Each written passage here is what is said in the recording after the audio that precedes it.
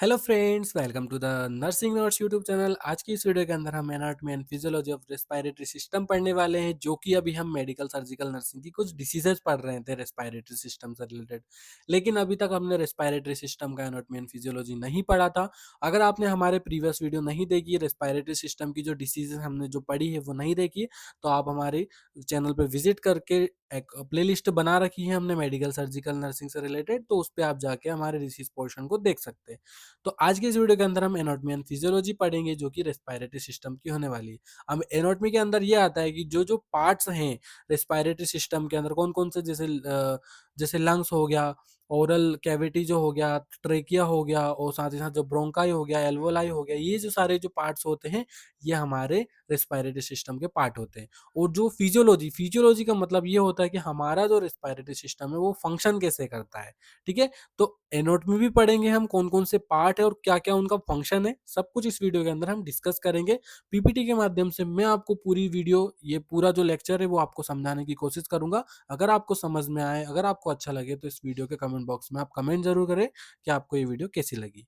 तो चलिए स्टार्ट करते हैं बिना किसी देरी के। सबसे पहले इंट्रोडक्शन से हम स्टार्ट करेंगे। The respiratory system is responsible for gas exchange, taking in oxygen and removing carbon dioxide. ठीक है, जो रेस्पिरेटरी सिस्टम होता है वो मेनली रिस्पॉन्सिबल होता है गैस एक्सचेंज के लिए, जो कि हमारा जो ऑक्सीजन होता है वो इनटेक करता है, टेक करता है और रिमूव करता है कार्बन डाइऑक्साइड को हमारी बॉडी के अंदर से। ठीक है, तो मेनली रिस्पॉन्सिबल किसके लिए होता है, जो रेस्पिरेटरी सिस्टम होता है वो कार्बन डाइऑक्साइड और ऑक्सीजन को एक्सेल इनहेल करने के लिए। It consist of air passages, lungs and respiratory muscles. ठीक है, इसके साथ साथ कौन कौन काम करता है, जो पासेजेस जो होते हैं, लंग्स होता है और रेस्पिरेटरी जो मसल्स होते हैं वो भी इसके अंदर इन्वॉल्व होते हैं। अब हम पढ़ते हैं upper part respiratory system. Upper part, जो अपर पार्ट होते हैं, मतलब sorry, parts of respiratory system के अंदर जो अपर रेस्पिरेटरी ट्रैक जो होता है उसको हम डिस्कस करते हैं। तो सबसे पहले जो अपर जो पार्ट होते हैं वो होते हैं सबसे पहले नोज, क्योंकि नोज के ही द्वारा हमारी जो हवा होती है, जो ऑक्सीजन होती है, वो हमारे अंदर एंटर करती है। कहाँ पे? लंग्स के अंदर। तो सबसे पहला जो पार्ट है अपर रेस्पिरेटरी ट्रैक का वो है नोज। नोज क्या करता है? First entry point of air. Air की जो फर्स्ट पॉइंट एंट्री है वो हमारी नोज है। लेकिन आप सोच रहे होंगे हम मुंह से भी तो सांस ले सकते हैं, पर नहीं। नोज इंपॉर्टेंट है क्योंकि नोज जो होती है उसके अंदर कुछ कुछ वो होते हैं, हेयर्स प्रेजेंट होते हैं, जो कि क्या करते हैं, हमारे जो भी बाहर के एनवायरनमेंट में कुछ भी अगर जैसे कुछ भी क्या, कोई सा बैक्टीरिया अगर हमारे एंटर कर रहा है, या बैक्टीरिया आ रहा है, धूल आ रही है, या कोई पोल्यूशन वाला कुछ डस्ट आ रहा है हमारी नोज के थ्रू हमारे लंग्स में, तो वो जो नोज के जो अंदर जो हेयर होते हैं वो उस जो भी बाहर से डस्ट आ रहा है उसको रोकने की कोशिश करता है। ठीक है, और वहां पे वो जो हेयर होते हैं वो रोक लेते हैं, और जैसे ही हम एक्सेल करते हैं, तो वो एक्सेल करते हैं, जैसे ही हम सांस बाहर निकालते हैं, तो वैसे ही हमारे वो जो हेयर होते हैं वो, जो भी हम जो हेयर ने पकड़ के रखा है बाहर का डस्ट, वो तुरंत बाहर चला जाता है। तो nose is a very important. हम माउथ से सांस ले सकते हैं लेकिन कंटिन्यूअसली नहीं लेते, माउथ का काम कुछ और होता है। देन नोज का फंक्शन क्या होता है? Filters air. फिल्टर एयर, जैसे मैंने बताया, nasal hair and mucus. Nasal hair जो होते हैं वो क्या करते हैं? फिल्टर करते हैं एयर को, जिसकी वजह से जो भी पोल्यूशन है वो हमारे नाक में ना जाए। Warms and humidifiers air. ठीक है, वार्म मतलब गर्म हवा, और हुमिडिफायर एयर को फिल्टर करने का काम करते हैं, वो जनरेट करते हैं। स्मेल, हमारे सूंघने की जो क्षमता, ऑल्फैक्टिव रिस्पॉन्स जो होता है वो भी हमारी नोज करती है। तो समझ में आया नोज क्यों इंपॉर्टेंट है। फिर आता है नेजल कैविटी। सेकंड जो पार्ट है वो हम अपर रेस्पिरेटरी का, वो है नेजल कैविटी। अभी तक तो हमने नोज पढ़ा, नोज बाहर का जो पार्ट होता है उसको बोलते हैं, और नेजल कैविटी जो होती है वो अंदर होती है। जैसे आपको नेजल कैविटी दिख रही है, ये जो होती है, ये जो है वो नोज है, और ये है nasal cavity. Lined with mucus membrane, जो होती है म्यूकस मेम्ब्रेन से बनी हुई होती है। कंटेंट टर्बिनेट्स इंक्रीज सरफेस एरिया, ये होती है जो इंक्रीज सरफेस एरिया, मतलब सरफेस एरिया ज्यादा होता है यहाँ। Trapped dust and micro organism, जो ये नेज़ल कैविटी है वो भी देखो डस्ट को ट्रैप करती है, मतलब डस्ट को पकड़ लेती है, हमारे लंग्स तक नहीं जाने देती, अंदर नहीं जाने देती। और जो माइक्रो ऑर्गेनिज्म इंटर कर रहे हैं नाक के द्वारा, वो जो हमारे हेयर, नेज़ल के हेयर है वो पकड़ लेते हैं इसको, जिसकी वजह से हमारे जो इंटरनल ऑर्गन है, अंदर वाला जो एरिया है वहां तक डस्ट ना पहुंचे, माइक्रो ऑर्गेनिज्म ना पहुंचे। थर्ड जो होता है वो फेरिंग्स आता है। फेरिंग्स आपको ये दिख रहा होगा यहाँ पे। इसके 3 पार्ट्स होते हैं, नोज़ोफेरिंक्स, ओरोफेरिंक्स और लैरिंगोफेरिंक्स। ठीक है? तो जो नेज़ोफेरिंक्स होता है वो ऊपर होता है, ओरोफेरिंक्स ये होता है, और लैरिंगोफेरिंक्स होता है वो थर्ड पार्ट होता है।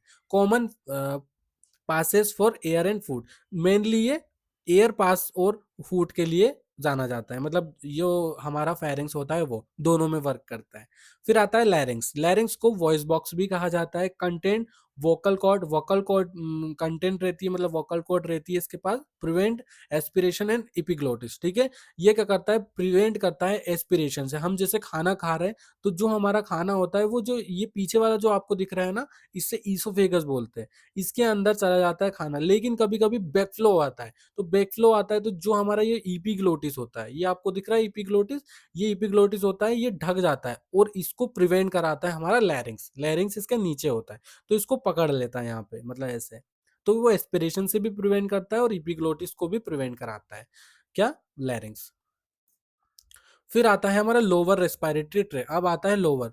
जो अपर है उसके अंदर नोज है, आपको दिख रहा होगा अपर के अंदर नोज।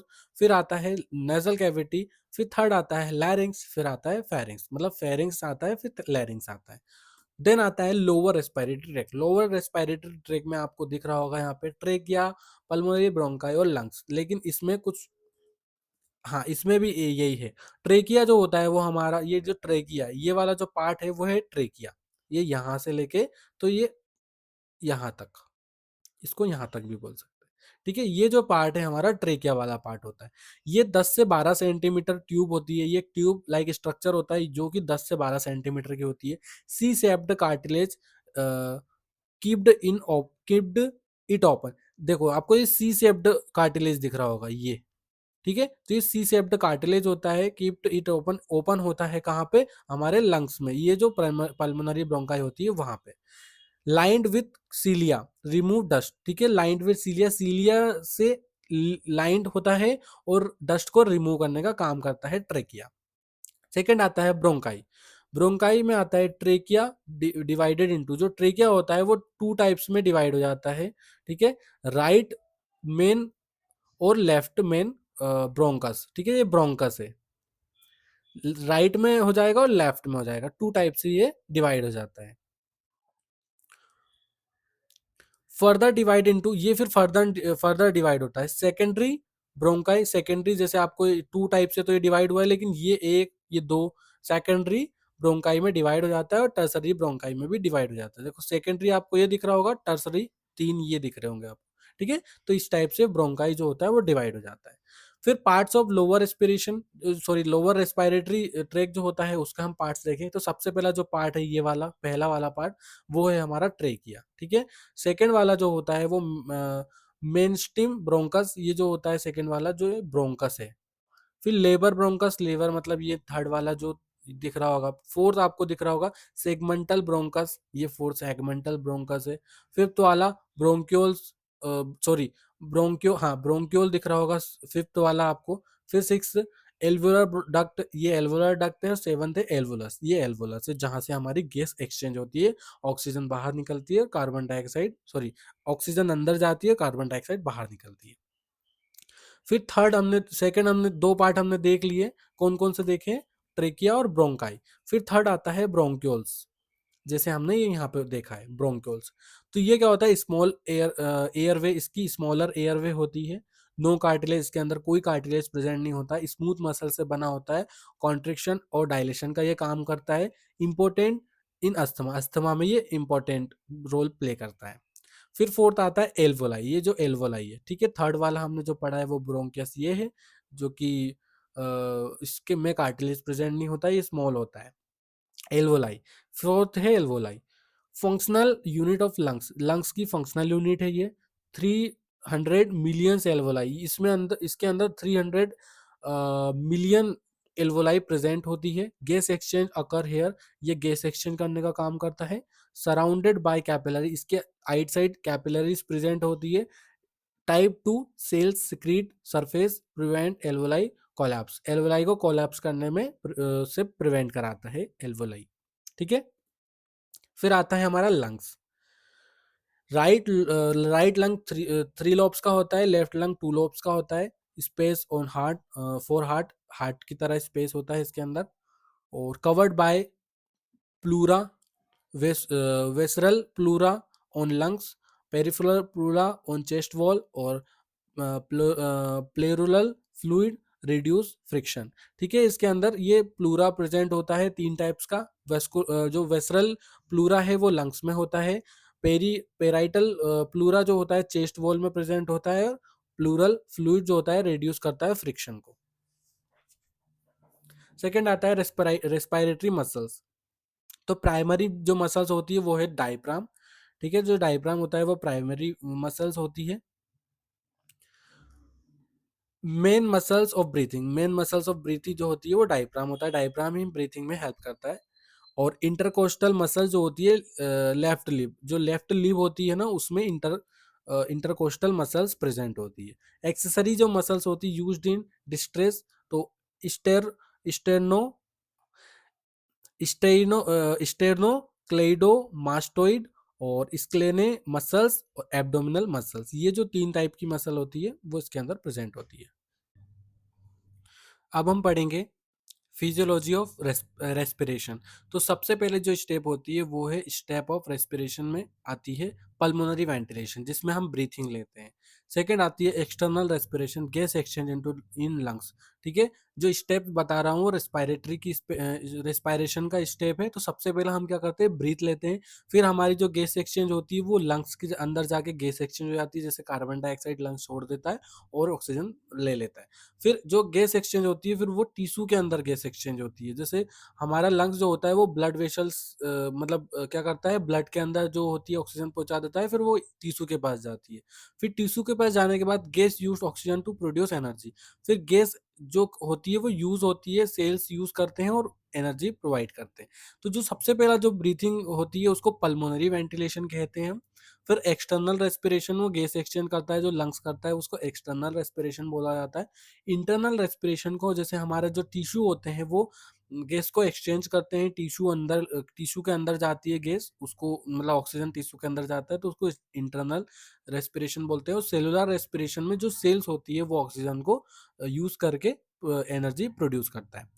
अब इसका मैकेनिज्म देखते हैं, ब्रीथिंग का मैकेनिज्म क्या है। तो सबसे पहले इंस्पिरेशन लाइक एक्टिव प्रोसेस जो होती है, diaphragm contract move diaphragm downward. ठीक है, जो डायफ्राम होता है वो कॉन्ट्रैक्ट करता है और डाउनवर्ड करता है, जिसकी वजह से हमारा जो लंग्स है वो धड़कता है। मतलब लंग्स जो होता है वो कॉन्ट्रैक्शन रिलैक्सेशन वाली प्रोसेस होती है। Intercostal muscles contract, ribs expand, ribs expand हो जाती है, थोरेक्सिक कैविटी इंक्रीज हो जाती है, जिसकी वजह से एयर इंटर करती है लंग्स के अंदर एयर। ठीक है, समझ में आया? एक बार और समझा देता हूँ, रुको। जो इंस्पिरेशन होता है, इंस्पिरेशन इंस्पिरेशन मतलब जो हम सांस लेते हैं, कैसे सांस ले पाते हैं, जब हमारा डायफ्राम होता है वो कॉन्ट्रैक्ट करता है, मूव करता है डाउनवर्ड, डाउनवर्ड की तरह मतलब डाउनवर्ड में मूव करता है, जिसकी वजह से जो हमारी इंटरकोस्टल मसल्स होती है वो कॉन्ट्रैक्ट कर पाती है और रिब्स जो होती है एक्सपेंड हो पाती है, रिब्स जो है वो आगे की तरफ आ पाती है, जिसकी वजह से हमारे जो चेस्ट कैविटी है, उस थोरेक्सिक कैविटी है वो इंक्रीज हो जाती है। थोरेक्सिक कैविटी को चेस्ट कैविटी भी कहा जाता है। तो वो इंक्रीज होगी तो क्या होगा, सरफेस मतलब एयर, हवा अंदर जाने के लिए जगह बनेगी, जिसकी वजह से एयर इंटर कर जाती है हमारे लंग्स में। सेकंड आता है एक्सपीरेशन। एक्सपीरेशन मतलब पेसिव प्रोसेस होती है, डायफ्राम जो होता है वो रिलैक्स हो जाता है, जिसकी वजह से लंग्स जो होता है वो रिकॉइल हो जाता है और एयरवे इन पुश्ड आउट, जो एयर होती है वो आउट मतलब चली जाती है। ठीक है, जब डायफ्राम कॉन्ट्रैक्ट करेगा तो जो हमारा रिब्स है वो एक्सटेंड करेगी, जिसकी वजह से सांस अंदर ले पाएंगे। और जब डायफ्राम रिलैक्स होगा तो हम जो एयर जो अंदर गई है रिब्स वापस से कॉन्ट्रैक्ट हो जाएगी और हमारी जो एयर है वो बाहर निकल जाएगी। तो ऐसे ये काम करता है। गैस एक्सचेंज, तो जो occur in alveoli by diffusion, O2 diffuse from alveoli blood, जो ऑक्सीजन होती है वो हमारी एल्वोलाई के थ्रू ब्लड में चली जाती है। Carbon dioxide diffuse from blood alveoli, जो कार्बन डाइऑक्साइड डिफ्यूज होकर हमारे ब्लड से एल्वोलाई के अंदर आ जाती है। तो ऐसे ऑक्सीजन एक्सचेंज होती है ब्लड से एल्वोलाई में और एल्वोलाई से ब्लड। ऑक्सीजन जो होती है वो ब्लड के अंदर चली जाती है और जो कार्बन डाइऑक्साइड होती है वो एल्वोलाई के अंदर आ जाती है। तो वैसी प्रोसेस चलती रहती है बार बार। जैसे ये ऑक्सीजन है, ये कार्बन डाइऑक्साइड है CO2, ये O2, ठीक है।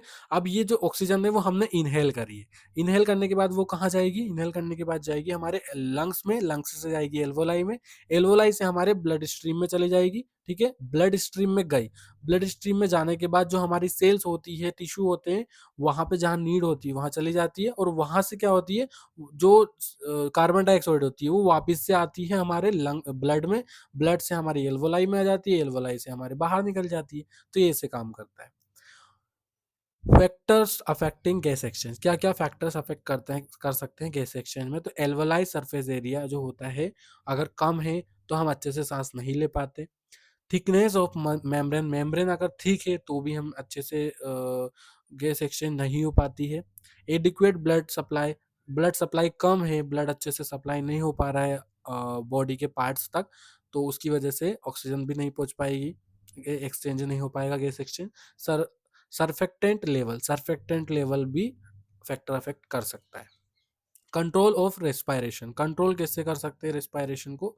Respiratory centred in brain stream, medulla जो ओब्लोगेंटा होता है वो प्राइमरली होता है, पोन्स जो होता है उसके अंदर ही प्रेजेंट होता है मेडुला के ओब्लोगेंटा के पास, तो रेगुलेट करता है रिदम को।